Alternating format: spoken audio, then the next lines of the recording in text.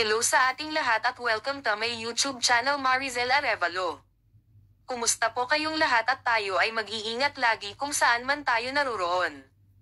Ating suportahan at e-subscribe ama sa Kalingap Kuya Val Santos Matubang, Kalingap Rap at Ate Edna Vlogs, sa mga sumusuporta at walang sawang nanonood sa aking mga reaction upload videos at subscriber mega love shoutout everyone. Kalingap Rap napadaan kina Tatay Nestor upang ito ay kanyang bisitahin. Ayon kay Lolo Nestor ay nainis siya sa kanyang anak na si Melanie dahil sa ginawa sa kanya ni Melanie dahil sa ito ay ipinagkatiwala ni Melanie si Rena kay Sis Roda. Ang sabi ni Lolo Nestor kay Kalingap Rab na hindi niya naman daw ito ilalayo si Rena dahil ang katotohanan daw ang dadalawin lang daw nila sana o bibisitahin lang nila sana ang tiyahin nila na may cancer. At kinuwente pa ni Lolo Nestor na ito daw si Melanie ay galit ang mga DSWD sa kanya dahil pinabayaan lang daw naman niya ito noon si Rena nung maliit pa lamang si Rena. Kahit sinabihan daw siya ito ng DSWD na sana na kay Ate Melanie si Rena pero ito daw ay pinapabayaan niya lang ito si Rena na kahit may sakit si Rena noon. Pupunta nga sana sir ako ng mga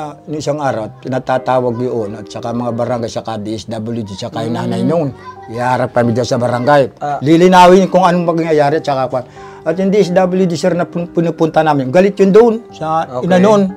Ano bakit po? Na-report nyo po? Na-report nyo sa DSWD? Ay, alam na po ng DSWD. Minsan ay napunta kami doon. Napapatingin kami kay Rina noon. And then? O ngayon, galit yun doon kasi dapat ang mag-aalaga nito ina, hindi na si Lolo. Sabi ko siya. Hanggang ngayon, hindi naman kinukuha. O hanggang ngayon, hindi kinukuha. Ngayon lang nagpara-ratsadang kuhanin. Pag nagkuhan yun, galit tong DSWD sa mga barangay dito. Lahat dito ng tao.